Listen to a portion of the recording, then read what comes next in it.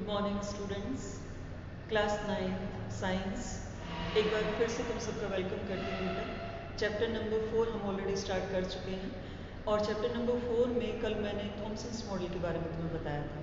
ठीक है, Thomson's model I hope कि तुमने बुक से पढ़ लिया होगा और जो पॉइंट्स मैंने बोर्ड पर लिखे थे कि थॉमसन्स मॉडल हमें किसके बारे में थॉमसन्स मॉडल ने बताया, कौन कौन से पॉइंट्स के बारे में बताया और थॉमसन्स मॉडल कहाँ पर फेल हुआ, क्या उसके फेलियर का रीज़न था। ठीक है, अभी आज जो हम नया नेक्स्ट मॉडल पढ़ रहे हैं बेटा, it is Rutherford's atomic model, chapter number 4 and Rutherford's atomic model.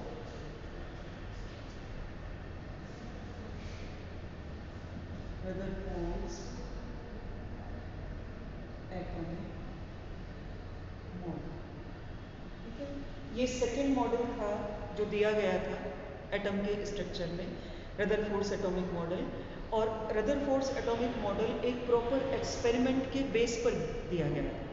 इस एक्सपेरिमेंट में रदरफोर्ड ने क्या किया कि एक गोल्ड फॉयल ले उन्होंने, गोल्ड फॉयल, उस गोल्ड फॉयल के ऊपर अल्फा पार्टिकल्स,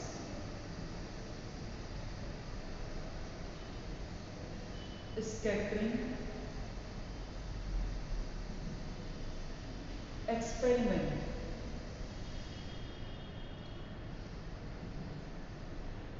उन्होंने कंडक्ट कराया। एक एक्सपेरिमेंट उन्होंने कंडक्ट कराया। इस एक्सपेरिमेंट का नाम था अल्फा पार्टिकल स्कैटरिंग एक्सपेरिमेंट। जैसे जे थॉमसन ने भी एक एक्सपेरिमेंट कंडक्ट कराया था जिसका नाम था डिस्चार्ज ट्यूब एक्सपेरिमेंट, इसी तरह इन्होंने भी एक एक्सपेरिमेंट कंडक्ट कराया। अब ये जो एक्सपेरिमेंट इन्होंने कंडक्ट कराया, ये इसके लिए इन्होंने गोल्ड फॉयल ली। गोल्ड फॉयल मतलब सोने की एक पतली पन्नी, बहुत पतली, बहुत थिन लेयर। ठीक है, गोल्ड की एक बहुत थिन लेयर उन्होंने ली।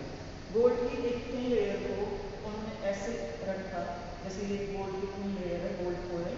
इस गोल्ड फॉयल के ऊपर उन्होंने अल्फा पार्टिकल्स का बम्बार्डमेंट ऐसे किया। ये अल्फा पार्टिकल्स थे जो रेज की फॉर्म थे।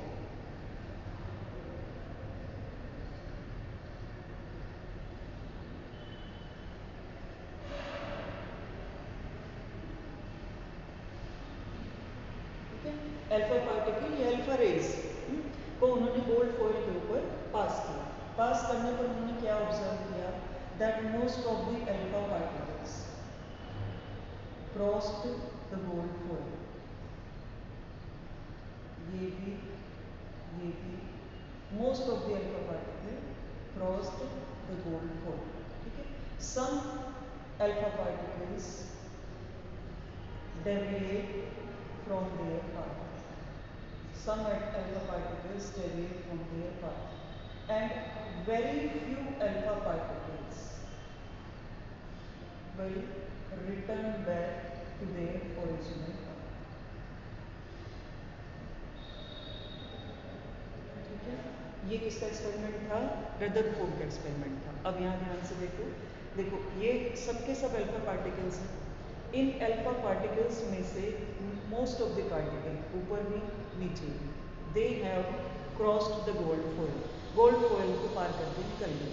कुछ पार्टिकल्स थे जो अपने पाथ से स्ट्रेट ना जाकर, क्योंकि ये स्ट्रेट लाइन में आ रहे थे अल्फा पार्टिकल्स, वो स्ट्रेट ना जाकर उन्होंने एक टर्न ले लिया, एक एंगल बनाते हुए निकल गए। ये एक एंगल बनाते हुए निकल गए। और कुछ बहुत कम, मतलब out of 2000 1 or 2 particles returned back to their original path, अपने ओरिजिनल पाथ से वापस चले गए। ठीक है, तो इससे उन्होंने क्या कंक्लूजन निकाला, उससे उन्होंने ये कंक्लूजन निकाला कि जो एटम है उसका most of the part hollow, empty, atom का ज़्यादातर पार्ट खाली है, इसीलिए अल्फा पार्टिकल्स उसको क्रॉस करके निकल जाते हैं। ठीक है, एटम के सेंटर में एक बॉडी है जो पॉजिटिवली चार्ज है, लेकिन उसका साइज बहुत छोटा है। पॉजिटिवली चार्ज है पर उसका साइज बहुत छोटा है। पॉजिटिवली चार्ज होने की वजह से जो अल्फा पार्टिकल इस बॉडी के पास जाते हैं वो अपने पास से डेविएट हो जाते हैं, बिकॉज उनको रिपल्शन फील होता है, because they feel repulsion. Repulsion क्यों फील होता है? क्योंकि जो अल्फा पार्टिकल्स हैं ये भी पॉजिटिवली चार्ज होते हैं। तो अगर कोई पॉजिटिव चार्ज अंदर बैठा हुआ, इसलिए पता चला कि पॉजिटिव चार्ज है अंदर, क्योंकि इनका पाथ डेविएट हुआ, इसका मतलब जब उसके पास से जा रहे हैं तो उसके पास से जाने पर ये अपने पाथ से डेविएट हो गए, because the body is also positively charge, alpha particles are also positively charge.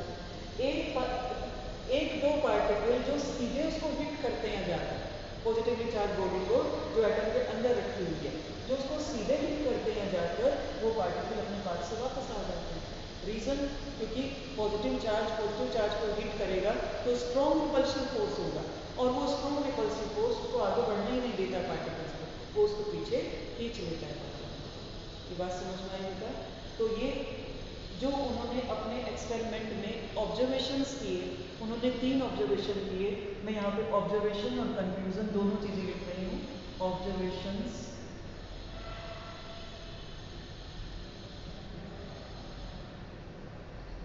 Of the experiment, observations of the experiment, ठीक है। एक्सपेरिमेंट के ऑब्जर्वेशन क्या क्या है? Most of the alpha particles pass through the gold foil, ठीक है। ज़्यादातर alpha particle gold foil को क्रॉस करके निकल गए। दूसरी चीज, some alpha particles deviate from their path, कुछ अल्फा पार्टिकल्स अपने पाथ से डेविएट हो गए। Then very few alpha particles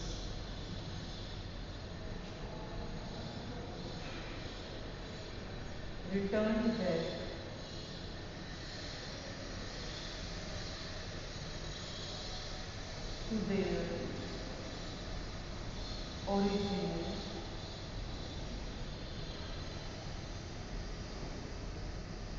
to their original path। Got it बेटा?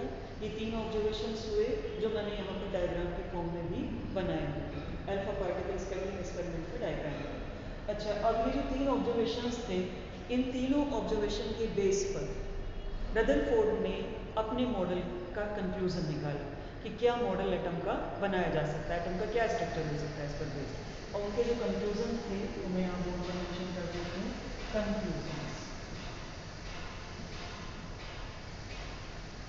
Conclusion number 1 was, first observation के बेस पर first conclusion, most of the part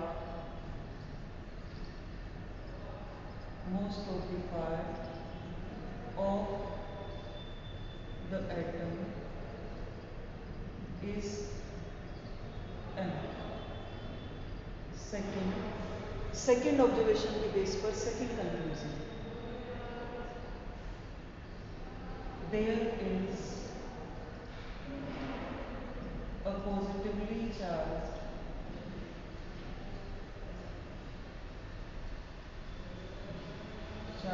body situated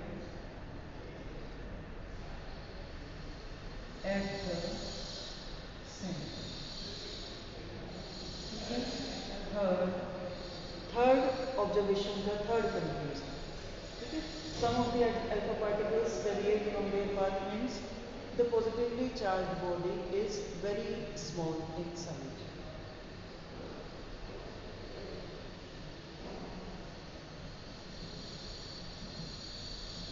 Positively charged body is very small in size। ठीक है, ये बात समझ में आई बेटा? तो इसको रदरफोर्ड ने, जो पॉजिटिवली चार्ज बॉडी थी, इसको उन्होंने न्यूक्लियस कहा।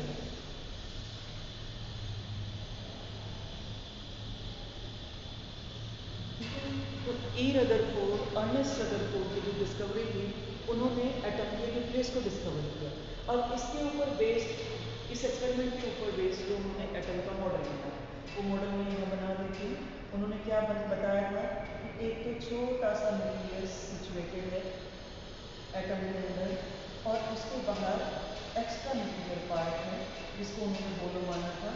अच्छा, उन्होंने क्या बताया कि इस एक्स्ट्रा न्यूक्लियर पार्ट में, ये जो एक्स्ट्रा न्यूक्लियर पार्ट है, this part, this is nucleus and this part is extra nuclear part.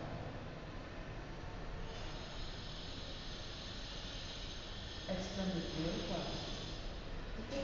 Nucleus में उन्होंने बताया कि प्रोटॉन सिचुएटेड होते हैं और एक्स्ट्रा न्यूक्लियर पार्ट में उन्होंने बताया कि इलेक्ट्रॉन सिचुएटेड होते हैं, इलेक्ट्रॉन रिवॉल्व करते हैं। ये पॉजिटिवली चार्ज बॉडी है और इसके चारों तरफ जो एक सर्कल बना हुआ है उसको उन्होंने ऑर्बिट का नाम दिया कि एक्स्ट्रा न्यूक्लियर पार्ट या ऑर्बिट है और इस ऑर्बिट में इलेक्ट्रॉन रिवॉल्व करते हैं, ये रदरफोर्ड ने बताया।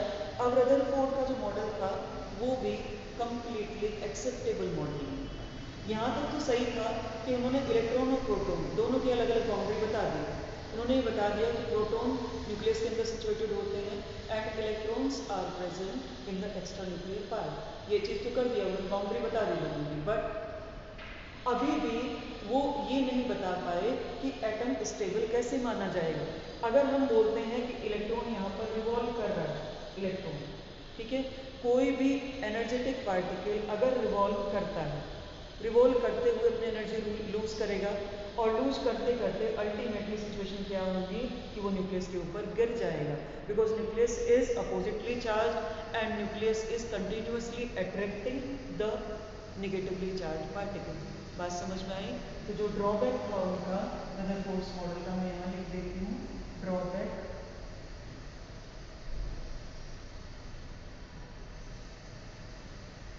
Of Rutherford model.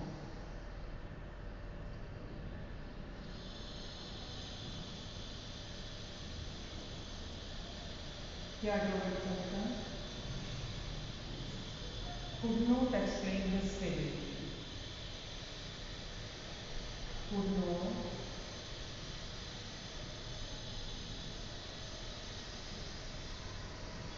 explain the stability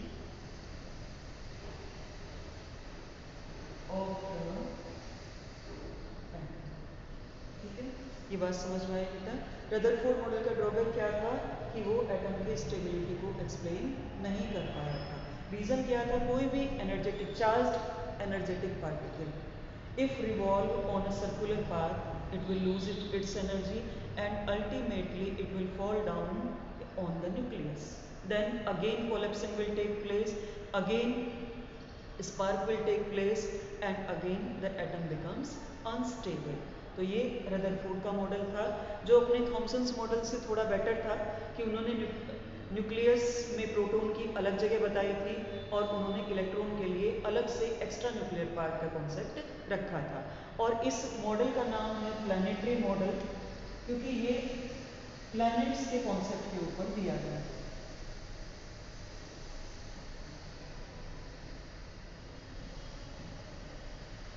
ठीक है, प्लैनेट के कॉन्सेप्ट से मतलब कि जैसे न्यूक्लियस को अगर हम सन मान लें तो जो डिफरेंट प्लैनेट्स हैं जैसे अर्थ है, वीनस है, ये जो डिफरेंट प्लैनेट्स है और इस सन के अराउंड रिवॉल्व करते हैं। इसी तरह से कॉन्सेप्ट रदरफोर्ड ने बताया था कि electrons revolve around the nucleus like the planets revolve around the sun, इसीलिए इसका नाम प्लानिटरी मॉडल रखा गया था।